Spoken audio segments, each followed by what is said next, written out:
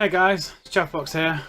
Just a video for YouTube talking about what I'd like to see and what I found other people want to see on Borderlands 3 really, if and when they finally announce it, which I really hope they do. So bear with me, I've got a little list on my phone I'm going to go through. First thing I've seen out there that a lot of people are crying for. People are really desperate. When you get to a vendor, press one button, buy all the ammo. Now why this wasn't put in on Borderlands 1, who knows, but now people seem to churn through ammo so easily, especially on the OP levels. I think it's a no-brainer, so I'm sure Gearbox will help us on that one. Another thing as well I'd like to see, this is a me thing really, this one, different kinds of upgrades. You know, I saw on pre-sequel, yes we know pre-sequel wasn't great, don't get me wrong, but you saw Wilhelm become kind of addicted to these kind of biomechanical upgrades and stuff. Why not give, you know, the next siren in the next game energy leg so you can get around quicker? You know, just little things like that, just subtle little tweaks, because it's quite a futuristic game, quite sci-fi, quite space age. Why not implement something like that? I think it would give people a bit more unique abilities as well, the ability to jump a bit higher, run a bit faster, aim a bit quicker. You know, I know we get the badass rank and stuff, we'll probably have that, but I just thought it was you know, a nice little idea. That's a breakdown of parts on guns. I'm not bad, I kind of know most parts. I can't look at a gun and tell you every single little part, every single little shield. But for the uneducated kind of Borderlands player, explain to them why this version of a gun is better than that one, or what prefixes they want to look for and what they actually mean. You know, when you zoom in on the gun, say what make the barrel is, what make the sight is, what stock it is, etc, etc. I think having a breakdown of each manufacturer's part on there will let people learn and understand why they want this on that gun and why they want it on someone else. I think it's a simple idea. I think it's easily done, you know. I really do. What have I got to on my list? I'd like a DPS counter as well, and I'm probably sure some real clever guy has set it up for PC and whatnot. But I'm a bit of a die-hard console game at the moment. I'm considering PC. You know, I want to get into it. But I really think that actually having a little DPS counter so you can see how much damage you're doing at one point in time will let you know if actually, oh yeah, my character's doing strong. Actually, he's doing a bit naff at them. You know, so just a little counter in the corner, just a little thing, you know, even if it just changes colour, so like when you're doing legendary amounts of damage, when it's green when you're doing lame, or white when it's doing nothing, you know. Kind of stick with what we know, you know. The new planet, obviously I think a lot of people are hungry for that. I've seen on a few forums, you know, it doesn't have to be all about, you know, Pandora all the time. I have Promethea mentioned in Borderlands 1. I'm sure there's lots of names of planets and whatnot out there. You know, I know we've been to the moon, which, back to pre-sequel, good idea, just please don't outsource it again. But something along those lines, you know, just a slight change of scenery. I think there's a lot of Pandora we still haven't seen, but, you know, why not? I'm sure there's now lots of the planets that have vaults. Try out a couple. It doesn't have to be one planet, it can be a couple. We'll pay for the DLC, you know that, Gearbox. Also, maybe a bit of a background story, or maybe tie in with how the Atlas Corporation fell, because it was all about Atlas, you know, and I know Jack opened the vault and blah blah blah, and the story has little overlaps and whatnot, that's fine. But what actually happened to the Atlas Corporation? I don't know. Played it a lot and I don't know. Maybe that could be a storyline, maybe that could be an avenue, maybe that could be a planet you visit and see how Atlas fell. Just an idea, you know. Also, don't make it glitch free. You know, a lot of the things that Borderlands players love and go back to is the little glitches, the little things that aren't quite right, the little kind of weapon duplication, slight benefits you get for extra ammo here and there. Now, I'm not saying can make it completely game breaking, because it's not about just being able to break the game instantly. You know, things like Evil Smasher getting patched, good idea. But actually, you know, nerfing things like, I think, was it the conference call they nerfed?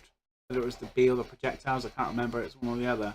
But actually making it fun but game breaking, but not game breaking so much that people don't enjoy it and just get bored of it quickly.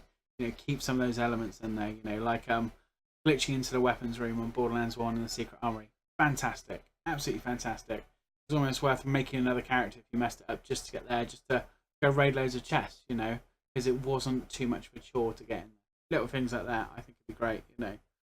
Also as well, I think keeping the Easter eggs in full effect. Now, I'm quite into films in general and I pick up on a lot of Easter eggs, but I don't get them all. But, you know, I'm plus 30 and some of the younger generation out there won't quite get all the Easter eggs. So I think sometimes an Easter egg and an explanation to it, maybe, or saying this is from this. You know, I saw a video a while ago on someone farming an uncamped Harold.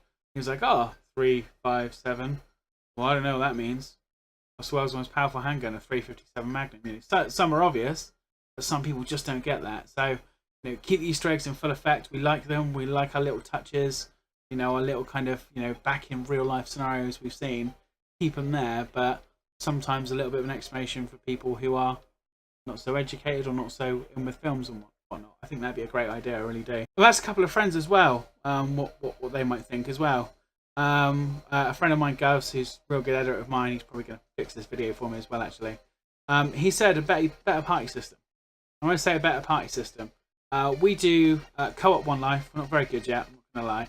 But when we're farming to get a gun, when we load in and out of the game, it's a real pain in the bum actually joining back into the same session to go forward. Okay. Now, I appreciate things like that happen. That's the way it is. But in games like that stupid, like, popular military shooting game, I'm not going to say which one, but I'm sure you can work it out. I don't want to promote them, thanks. When you left a game, you all kind of stayed together and it kind of kept you up in a kind of really good kind of buddy party system. I don't know how difficult that is to program. I'm no programmer, but I'm sure they can implement something like that, where the host, if they pull out of a game, everyone comes with them, and if people want to drop out individually, they can. I think that'd be a real nice touch. I really do. He also mentioned mini games, my friend Gabs. You know, you get to see a race in Borderlands 2. In Borderlands 1, you have to get around a circuit in an amount of time. Why not have some racing? You know, why not have a different avenue on gambling and whatnot? I think, you know, a couple of good little ideas, because vehicle is a mode of transport, but why not use vehicles like we do in real life? You know, I think that's a good idea. Another friend of mine, Coggles, I asked him to see what he'd think as well. He had a great idea. I'd never thought of this myself. He mentioned like a different kind of collectibles, not about iridium, not about seraph crystals, not about the currency, but actually he said something maybe along the lines of like acid balls. So if you've got a gun you really, really love and you just can't get the elemental prefix, which doesn't come with one, actually you can collect enough of this kind of one resource, one substance you need to turn what's become your favourite gun and give it that elemental prefix. Now, just like in Borderlands 2, you know, the gun that doesn't have an elemental prefix has the most bullet damage, so obviously the stats would change based on the elemental prefix and whatnot. That's fine, but why not kind of give players the option to, I'm not saying, you know, completely modify guns, but, you know, little tweaks, because I know it's got, you know, a bazillion guns or whatever it is, I get that, but when you're searching, they just don't make the gun you want with that element, why not have the ability to just give it that little element? You know what, I'm a corrosive junkie, get that, I'm rocking Hyperion obviously, but to be a corrosive junkie, I'll use it on everything, even stuff that's like, you know, corrosive resistant, I'll still use it. So if I can have a nice corrosive setup, I'm really happy with that, you know. Also, my friend Coggles mentioned something like a buddy system.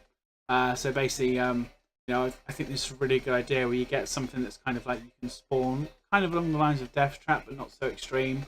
But basically, you get like a little character, like, you know, an early version Claptrap or something that, as you play, kind of levels up along with you.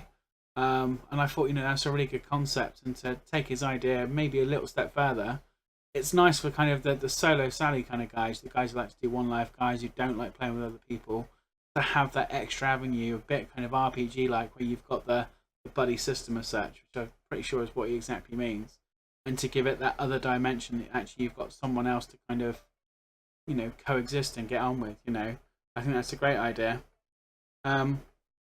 And also another touch on, you know, his idea with you know, adding things to guns and whatnot. Maybe tailoring the parts on guns could be an option as well. So I mentioned earlier about getting the certain kind of manufactured parts on guns and whatnot. Well, actually, would you be able to, you know, change these parts as such? You know, could you save up like 20 sniper rifles to hack it together to get the stock you want, so on and so forth? A bit like the grinder, but actually you're hunting and hunting and hunting. You've got to find 20 Jacobs rifles to get a Jacobs stock. You've got to find 20 Hyperion rifles to get, you know, improved accuracy or something. Just something along those lines that actually you could not overamp your weapons, but actually make them the way you want. As much as people will know what they are, to get the perfect prefixes, chances are ridiculous, I believe. But actually to have the ability to tailor that the way you want, I think could be really good, you know. But that's my thoughts, guys. What I like to see in Borderlands 3. I'm pretty sure they're making it. We've seen lots of hype about it and nothing at E3, but to be honest, as much as I want it yesterday, I'm happy to wait that they get it right and they're not outsourcing it, and Randy is the man and he'll make us all happy. But you know, let me know what you think in the comments. Leave a like. Don't leave a like. Leave a hate. Whatever. But just my thoughts. Comments are appreciated. Other ideas are appreciated. I think the more we express what we want, I think the better the game will be, because we're all happy to wait for that. Thanks for your time, YouTube, and I'll catch you soon. Cheers.